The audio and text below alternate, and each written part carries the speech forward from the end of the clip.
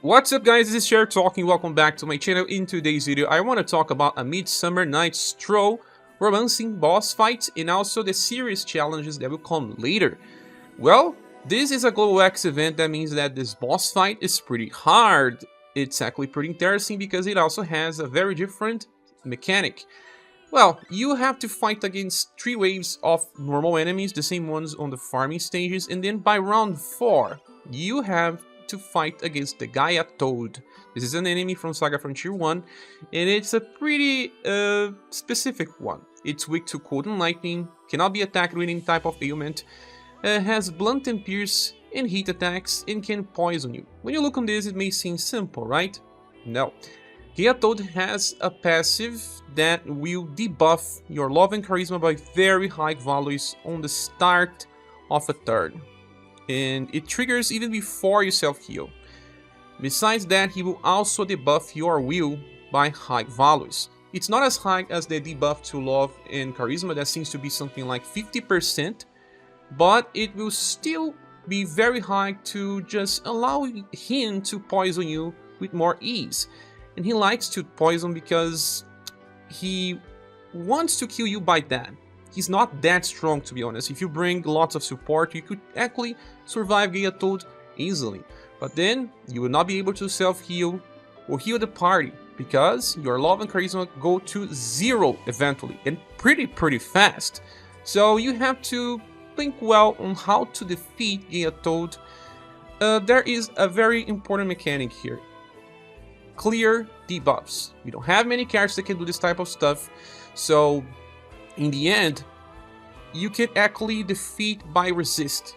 And I will show you how to do this because I know many people don't have the specialist characters that can do Debuff Cleanse. The current Witch Daughter from Melissa and Bertrand Banner can do that. She removes all debuffs applied to the team and then she buffs all stats. That's insane. Another character that can do that is the latest Forneus. 2 characters that are on banners right now. But, well, many people will not summon for them, and then it's the time to explain how to deal with this. Okay, so the first challenge, romancing, we can bring any type of unit. There is no restriction. Then on the other stages we have to think well, because you are restricted to a certain type of series. Then they changed this. It's so strange. Romancing SaGa 2, SaGa Frontier 2, and SaGa Scarlet Grace are aligned now, while SaGa Game Boy, Romancing SaGa 3, and UniverSe are aligned in a different group. That was not the case before. So we have to think well on which types of characters we can use. But since this is the first video, I will be talking about the romancing stage and showcasing some of the most important characters for the challenges. Okay, so you should not think too much about the small enemies that you're gonna face here, because, well, eventually you're just gonna win. Just have to start the fight against the Gaia Toad with full BP and full HP. So, let's talk about the characters now. The formation that I'm gonna use is the Rising Phoenix X, because this one increases will by 50%. That will allow us to resist Gaia Toad poisoning right from the start. If you debuff Gaia Toad, you can debuff all status from Gaia Toad save from agility and STR. You can actually debuff his status, but in the end of turn he will just cleanse. But if you bring someone like Rocbouquet, she debuffs all status and even applies attack down to decrease damage. So you are debuffing intelligence, an important status that is used to poison you. So by having the formation, debuffing the intelligence of the enemy, and even bringing someone to buff will here and there, like Liz with Aqua Bash, you will be capable of not being inflicted with poison. This is the best strategy, and it does not require cleansing the debuffs that he applies to you. Okay, now let's discuss the best characters to use here. Well, the latest version of Liz is really good here. The reason being that she has Karatsu Water Wall that decreases damage taken by 50%. You can start the fight with lots of BP. You can also inherit her plant for emergency situations if you have it, but it's not important. And, well, she can use Aqua Bash to buff Will on turn 1 if you think like you can just negate poison. Liz can also counter when overdrive, that can help a little as well. Then we have Rocbouquet. That is probably the best character here. With Lightning of Darkness, she will debuff all status and apply attack down. Debuffing Intelligence will allow you to not be poisoned. You can inherit Lightning Crash if you want, because this will allow her to just have a full cycle of Lightning and Shadow, but it's not really required. You can bring something like an AoE Paralyze attack to help out with the first wave, because she's not going to run out of BP if you bring someone like Gustave. A very good support because of Scrum Guard and Inheritance of Let's Paint. There's a skill here from his latest version from UniverSe. That is really, really good. Then we have Katarina. It could have been Polka, but this Katarina has cold attacks and she also decreases skill damage with Ice Fogs for Ballet. For 3 turns, she's going to decrease the damage as well, so you're not going to take much damage in this fight, and she can even help a little with healing on the first 3 turns. Besides that point, it's over. And our damage dealer is Silver. It could have been Leon as well, but, well, she deals more damage, so with SaGa Rolling Dragon Kick, she's doing cold damage, and then the follow-up attacks will be Lightning, and she will always hit the enemy weaknesses. So, you can also inherit Auspicious Dragons if you want more defense, but I actually didn't use in fight. If you don't want to bring Silver, you can bring Leon, for example. You can also, instead of bringing Gustave, bring Matriarch, for example. So, instead of Liz, you can also bring Nawal's daughter, or Melissa. And instead of Rocbouquet, you can bring Witch's daughter. Those are the main recommendations in my opinion. Now let's talk about equipment. So you will want to just resist poison. So there is the Assassin's Belt from a tower event that we can get in the game right now. Forgot the name, but it's one of the permanent towers.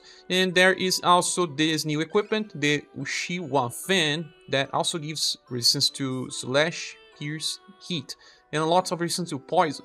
And I gave this to my Rocbouquet.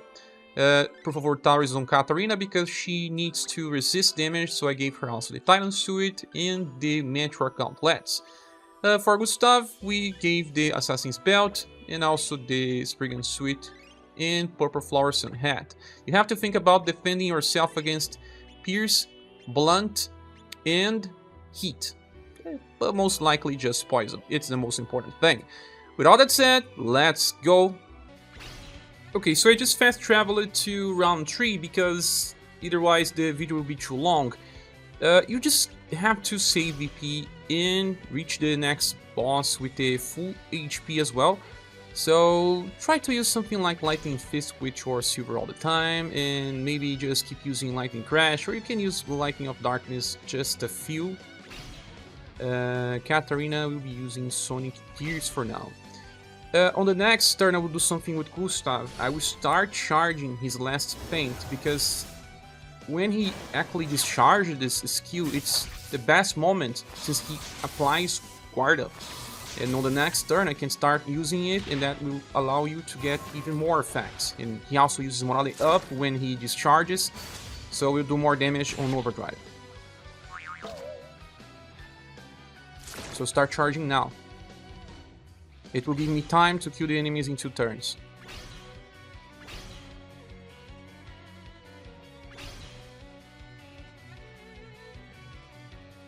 Do I use Ice Impact? I guess I can use.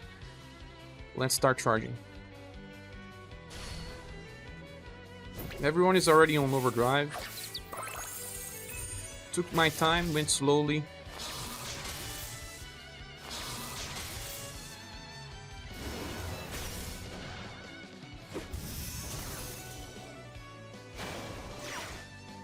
Nice. They are not dead, so I have the next turn to kill them. And I'll still get Gustave into his charge state.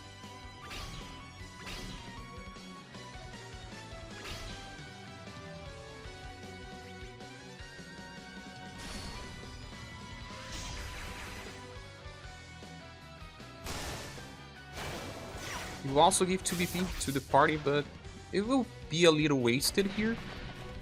But it's not a thing. We have to give the guard up to decrease damage even further. Look, we are gonna use overdrive with everyone.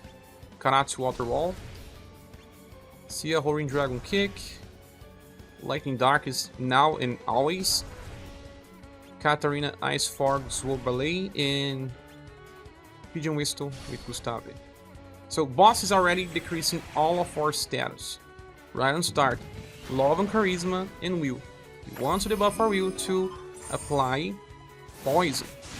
On the first turn I'm decreasing the damage, but I could also just use Aqua Bash to not get inflicted with Poison.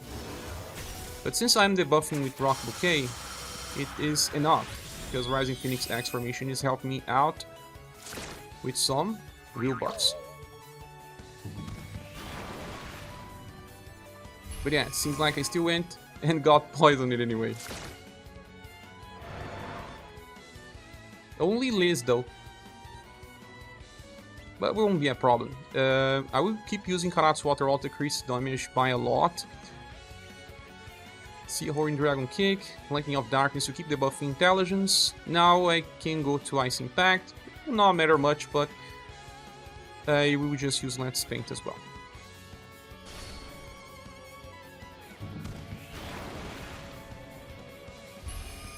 I prefer to decrease the overall damage of the Gaia Toad than to just fully ignore poison for now. This combination will decrease damage by so much that you only care about poison. Yeah, since that Liz is the only one getting poisoned here. Oh, Katarina now as well. See, the damage is ridiculous. I'm barely taking any damage from the Toad. She's on overdrive, she's gonna use Karat's Water Wall on overdrive as well.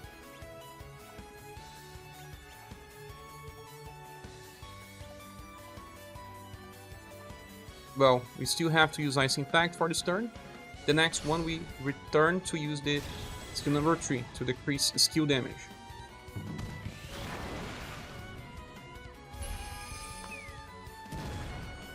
See? Stomp.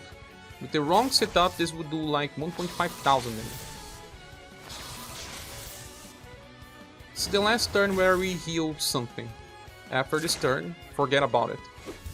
If you were using Witch's Daughter, she would just allow you to remove these debuffs, but do you really need? Look, the fight is winning super smoothly. And Liz, when she counters, she does good damage and decreases damage even further. Okay, I still have enough to use another one. Now we use Sea Horn Dragon Kick on overdrive. Back to Ice Folks Rocbouquet.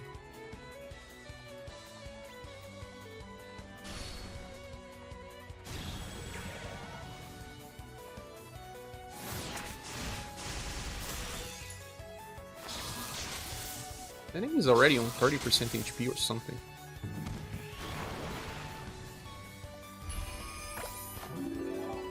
We now have casted another guard up. We have the defense boosts from Gustave as well, so that's why we are barely taking any damage. Now, the skill defense with Katarina as well. See, we're not using Rag Robbing, we're not using Matriarch, and the fight is just super easy. That's power creep and anniversary styles for you.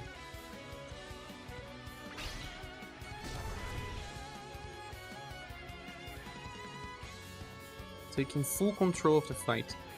Well, you can use Ice Impact for damage, but at this point, it's totally unnecessary to think about